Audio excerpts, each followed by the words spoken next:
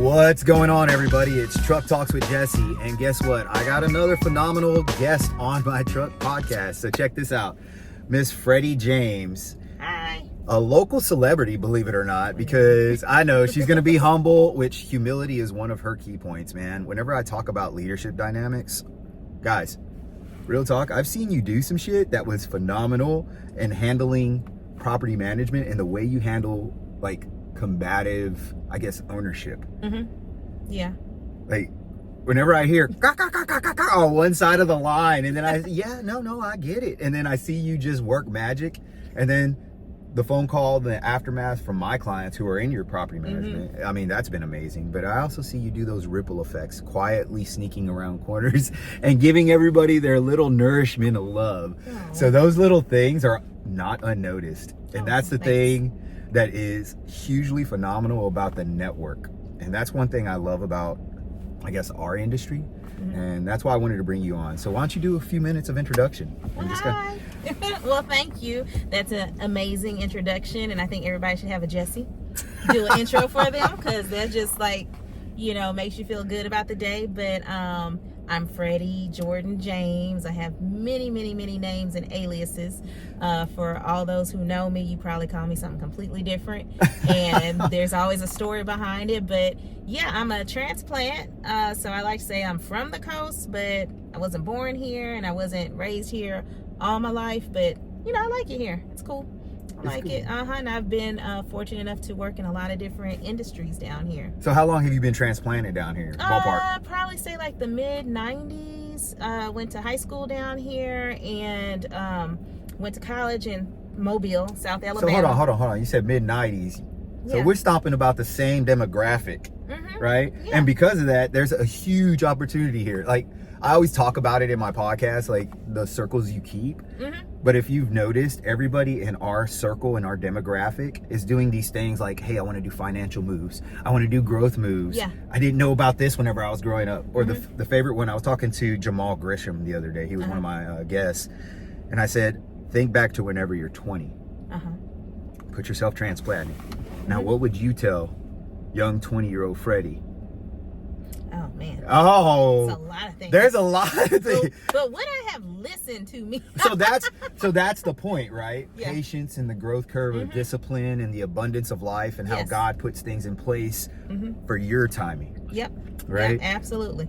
And I truly believe, like, your growth from your 20s to your 40s is meant to have your stumbling points, because you're a perfect example.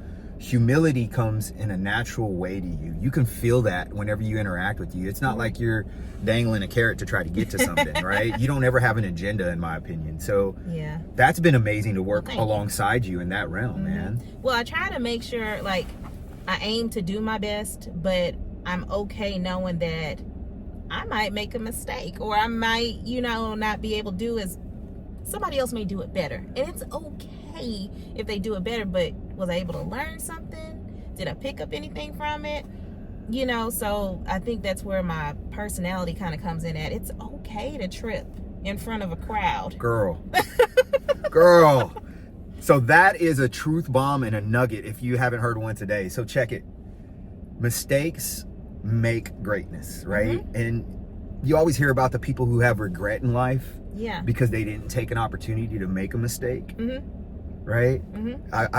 I don't forget, it's probably on an Instagram quote, it's probably on one of those inspirational pages, or you know how it goes. Like, you open up your stuff and you're like, oh, affirmation day, let's get it. Yeah, I'm gonna get that tattoo. I'm gonna get that, I'm gonna get a tattoo, right? But at the end of the day, you're looking at things, and there was one that kind of ruffled my feathers a little bit, and it's like, you know, you didn't make the risk today, imagine the regret later. Yeah. And the fact that you just stated that truth bomb, like, it's okay to make those mistakes as long as you grow from them. Now, the insanity is to do what? Keep making those same mistakes, right? Just repeating it and expecting something different. No, it's not how it works. So like, for me, I lean on 3 pillars. I lean on spiritual, mind, and body. And out of those 3 pillars, I kind of spread a network brain in my brain, and it translates to different like facets of life. And the one thing I definitely know that you have a conceptual understanding of is networking. Yeah. I've seen it happen whenever I've been trying to do something, and I turn around and I look back and I see like a whole table of people around you. And you're like, hey girl. And I'm like, whoa. I know some people. Yeah. But it's not just the industry thing. It's more along the lines of like how you captivate people. So what brought you to that point to where you felt so damn comfortable to be an extrovert, even though you're an introvert personality? I am, and my daughter takes right after me too. It's like we hit a little switch. So we can find a spot in the room and can be completely mute and just blend in. And when the time comes to like action, we're ready. But it's natural. I'd have to say just my experience in working. I remember, you know, you go to school, I went to college, I'm trying to get these jobs, and, you know, professor told me, you know, it's not what you know, it's who you know. What you know will keep you there. Who you know might get you there, might get you in the door. If I can just get my pinky in the door, that's all I needed to do, and everything I've learned in my experience will keep me there and grow me. So I remember interning like on the base, and all these people coming in to drop their kids off, and I was like, I can't get a job, like a permanent position to save my life, but I was like, I have access to all these parents who I speak to all the time in all these squadrons. Closed mouths don't get fed. So I just kind of had to pull my own self up and like, hey, how you doing? Hey, you know, I went to school for this, or I went to school for human resources. Yeah, I've tried to figure out how to have these small conversations. It's funny that you said that, because I don't know if you follow a guy named Myron Golden. He's a entrepreneurial, like, what he does is consulting coaching, right? Mm-hmm. But he has a stance on something that's pretty profound, and a lot of it is what you just said: closed mouths don't get fed. Yeah. It's called the offer, right? You're offering a solution to a lot of people's problems. They just don't realize it. And it's not just in real estate, guys. Like, that's a premise of a lot of our circle right now, but it's just the season in our life, right? We always know that people come into your life for a reason, a season, or a lifetime. And because of those things, we do also understand the concept of what you're saying. Like, that network opportunity of you to come out of your shell has grown immense. I mean, real talk, a couple years ago, you were quietly moving along, and you were primarily pulling what was your primary business while you were growing your real estate footprint? Oh gosh, so a DJ. There's that. There you go. Y'all looking for a DJ? Yo, again, this is a network show. Hit me up, get in contact with her info is going to be on the screen anyway, so you'll be able to contact her if you ever need services, industry advice, rental management. You want a brain to understand concepts of how to handle contractors? So, but right before I got all the way into real estate, I was doing HVAC sales. I was coming out of a corporate type of environment job where I was the director over a base for base housing, private contractor. So I had employees, I had maintenance technicians, I dealt with subcontractors, we had project managers, and I'm dealing with 2-star generals. I'm doing town hall meetings. I mean, to the extreme. So coming off of that, and that's, some people don't even know I did that. They have so hold on. You're talking about a whole base's worth of population that lives in base housing. So I can speak to this. So let me explain something to you. Being in the military for 23 years, I 100% can speak to base housing compliance, understanding who the person is and the heartbeat of base housing. And we lived in Point Loma in San Diego, and base housing out there was phenomenal, actually, because we lived right there on the sub base. We were in a great area. We were able to walk to Rosecrans, cool little vibe in area. But the base housing director, like someone like you, was actually doing things to cultivate environmental changes for the kids. Because typical base housing is what? Don't lick the walls. It's got lead paint. Don't worry about turning on the air conditioning because you got some issues, right? So, and it's so thankfully I grew up, I'm a military brat, dual parents in the Army, both drill sergeants. So because I experienced base housing and being a child who one day you're there, you got friends, next day you're moving, right? So there's a thing that you have to catch on to with these families. It's sensitive time. They're in a brand new place. They don't know their neighbors, and something's wrong with the house. Great. And on top of anything else that may have happened. So there's a part of it that I needed to be extra human. Not just, we'll put in your work order ticket and we'll follow it. No. I would literally go to people's houses after hours.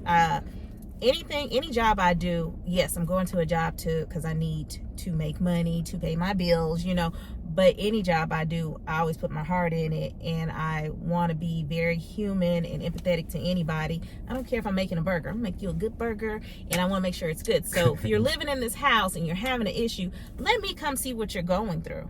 Right. You may put in an email and I may come off cold. Let me come here, and I have my kid with me too.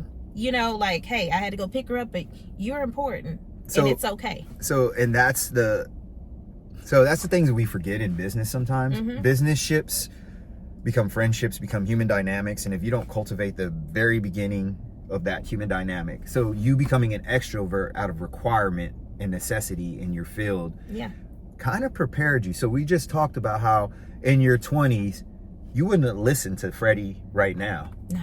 Because that conversation would have went whoop. Yeah. Because just like the conversations I've been having with people, it's like the epiphanies, like, oh yeah, I wouldn't have listened. No. And we just laugh about it because now we look at our kids and we're like, man, if you just listen. It's kind of funny because that dynamic and that dichotomy of the shift of parenthood into wisdom, into that mid-40s demographic, as you're trying to settle into that comfort zone, it's a thing. And I have to thank, my 20s, everything I did, because I worked in customer service 8.5 years, the Beau Rivage, tons of customer service training, but the experience, I ran valet, I was a bellman, I was a limo driver, and you don't know how insane that can be. And I was very by the book. No, you can't park here. And I had these high rollers going off on me, calling the casino higher ups, and one of my bosses had to pull me aside, and she's like, Fred, come here. I know in this book it's black and white, but you're gonna have to read the temperature. And she explained it to me. She broke it down to me. I know the rule says they can't park here. So who was that person? Sierra Beard. Okay, so because of that, that touch point impacted you. And I call pebbles in a pond sometimes because people look at me crazy sometimes because I say these colloquialisms or these little phrases, but I just like to throw out a quick lesson every once in a while. But a quick lesson, pebble in a pond. Whenever you throw a pebble, it makes the ripple effect. Yeah. Your contact made that ripple effect, which you have impacted others with your personality like the dynamic of that shift has made another ripple effect. Yeah. 6 degrees of Kevin Bacon. Shout out Kevin. Eventually you're going to be in this seat giving some life advice. I promise. Come on. Yeah, but that made a big change for me. It made me go from teenager Freddie or early 20s Freddie to oh, this is how the adult world works. You have to make some executive decisions, even if you're not an executive. And that's what was happening. You got to make decisions on the fly, but you need to make good decisions. And sometimes it's not going to be the 1, 2, 3. You have to. So that helped me a lot. Later on in life, I worked in nonprofit down here. That's cool. I didn't know that. I worked for Bill Stallworth. He was the councilman for Biloxi, and I worked at his nonprofit, executive administrative assistant. Then I was a volunteer coordinator, and I met a lot of people that way. I didn't realize how big the coast was, and I didn't realize how big Biloxi was. There's all these little entities all clustered together, just downtown It's Biloxi. crazy that you say that because of all right, so Gulf Coast. Whenever we talk about the Gulf Coast, a lot of people associate it with the man-made beach Gulf Coast. Yes. Or they say Mississippi, and everybody thinks rocking chairs and sweet tea on a porch in the Somerset. No AC, right? They don't realize the Golden Coast is a secret area. It's got a vibe all its own. It's a melting pot and a collective of dynamics that nobody talks about. And it's so interesting because we're starting to see the maturity of recovering of Katrina finally, I think. We've had some huge swings. And you've been part of that too. Yeah. Where I worked, we would help with the post-construction. We had some great volunteers come out, but then we had some of the construction that may need to be redone.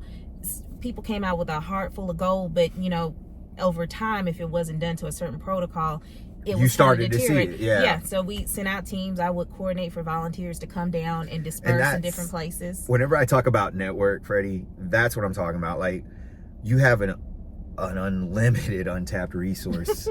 And I just don't know if people realize it. And then messaging your traffic is another thing. So this is just going to message to the traffic of the masses, because this is just going to be on YouTube, y'all.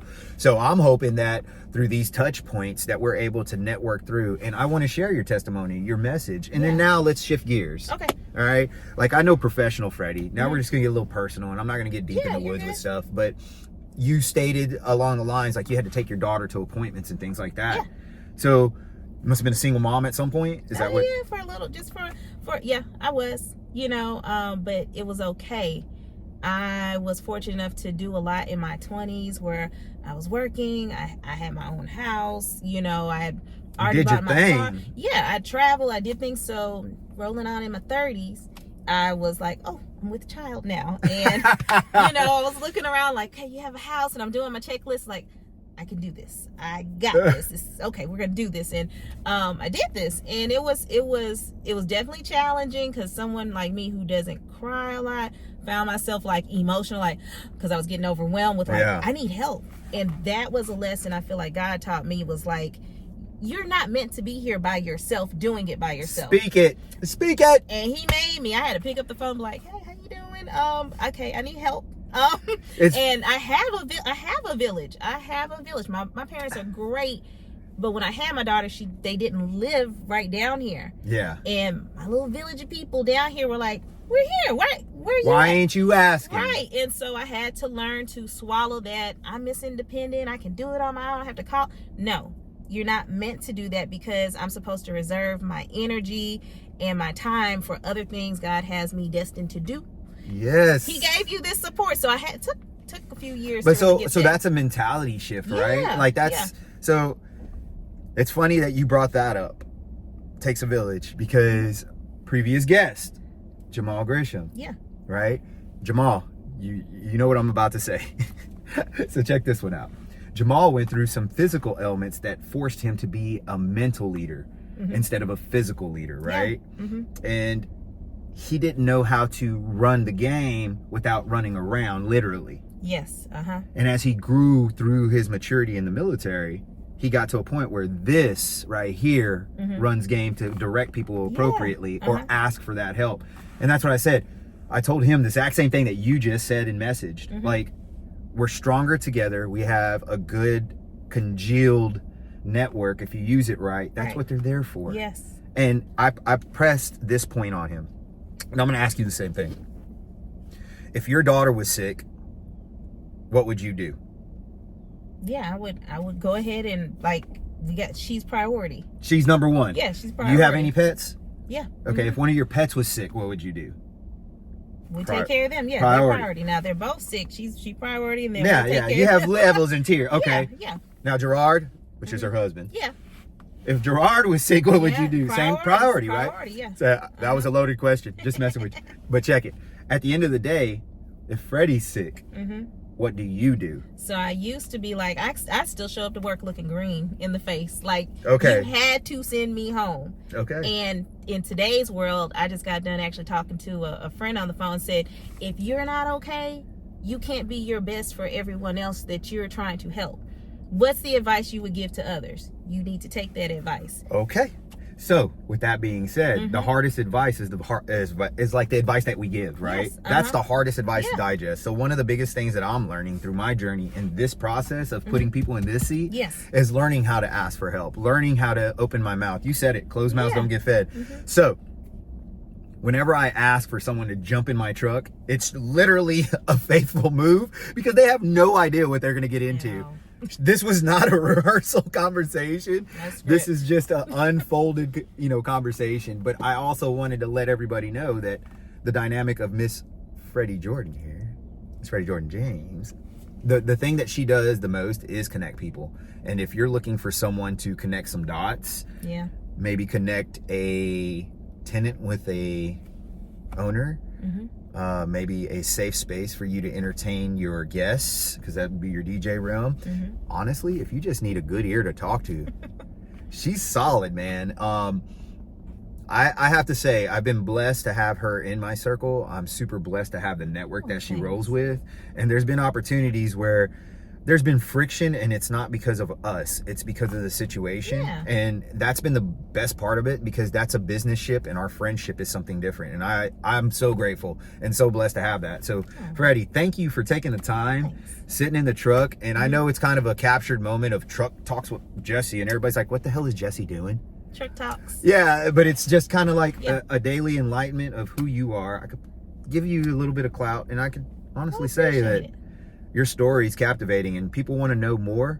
Yeah, there's a lot. There's a lot more. So hit her up. I'll throw all her information up here on screen, and whenever you get an opportunity, just ring her. And if you have some questions about different realms of the coast, she Yeah. might have a connect. Yeah, you can totally, I can pretty much talk to you about almost any topic, or at least point you in the right. If I know I don't know, I probably know someone who does that, would be good. So yeah, and I love people. I do. So there it is.